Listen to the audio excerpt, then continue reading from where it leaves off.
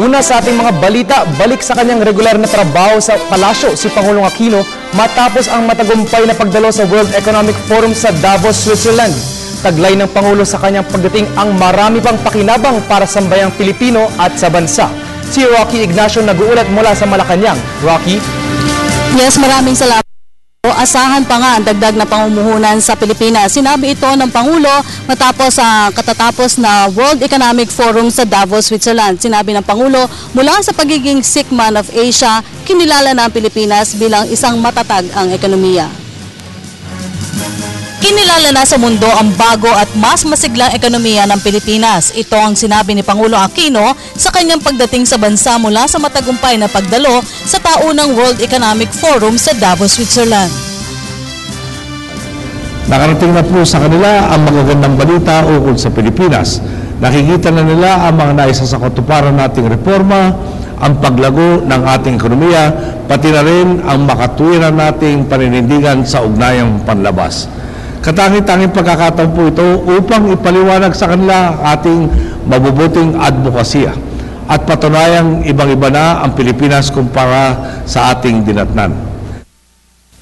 Mula kasi sa pagiging sick man of Asia, nakitang malaking potensyal ng pamumuhunan sa bansa dahil sa reforma. Dahil dito, kumbinsido ang World Economic Forum na dito sa Pilipinas idaos ang susunod. Nagsara kasi ang taong 2012 hanggang sa pagbubukas ng 2013, patuloy ang mabubuting indikasyon ng masiglang ekonomiya ng Pilipinas sa kabila ng umiiral na global economic slowdown. Kabilang po sa mga nakapulong natin ang mismong pinuno na at tagapagtatag ng World Economic Forum na si Professor Klaus Schwab na pinuri ang mga reformang inilatag natin at patuloy pang inilalatag. Bunga nga po ng aming pagpupulong ang isang magandang balita sa darating na 2014. Dito mismo sa Pilipinas gaganapin ang pagtitipon ng World Economic Forum in East Asia. Sipin po ninyo ang dating uugod-ugod na sick man of Asia ngayon dire-diretso na sa pag-aarangkada at magiging tagpo na ng isa sa mahalagang pagtitipon sa riyon.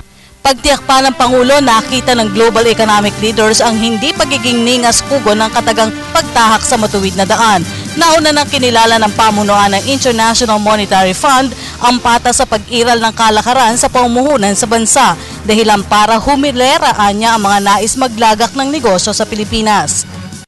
Sasabi ko po, hindi tayo napahiya. Tunay nga pong tinitingala nila ang mga natamasa natin at sa totoo lang po ay naramdaman ko ang pagkasabik nilang magpatuloy sa landas ng tamang pamamahala dahil na rin sa ating mabuting halimbawa. Napuno rin po ang silid na pinagdausan ng CEO Roundtable na nabuo sa tulong ni Jaime at Fernando Sobel-de-Ayala ng Ayala Corporation. Dito po nakita natin na napakarami talagang gustong sumakay sa pag-arangkada ng ating ekonomiya. Saksi po sila, hindi tayo napako sa mga pangakong hatid ng ating agenda ng reforma. Ang mga kumpanyang matagal nang narito, magpapalawak ng kanilang mga operasyon at niyaya pa ang mga kumpanyang Pilipinong sumali sa mga joint venture, hindi lang po sa Pilipinas, kundi pati na rin sa ibang bansa. Pero hindi umalis ang Switzerland ng Pangulo na hindi nakikita ang kalagayan ng mga Pilipino doon. Ikinatuwa nito ang katangian ng mga Pilipino na maging handa at bukas sa pagtulong sa kapwa, partikular na sa mga nasalanta ng kalamidad. Tunay nga po, dadayo ko sa ibang bansa, napapaalalahanan ako sa matayog na potensyal at kapasidad ng Pilipino.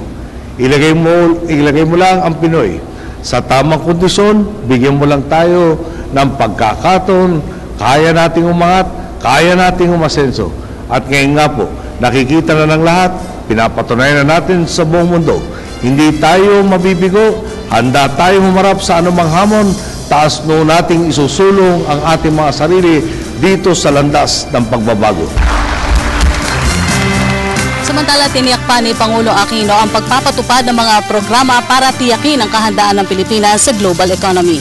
At yan po ating pag-uulat mula dito sa Malacanang sa tulong ng RTVM. Ako po si Rocky Ignacio para sa Telebisyon ng Bayan.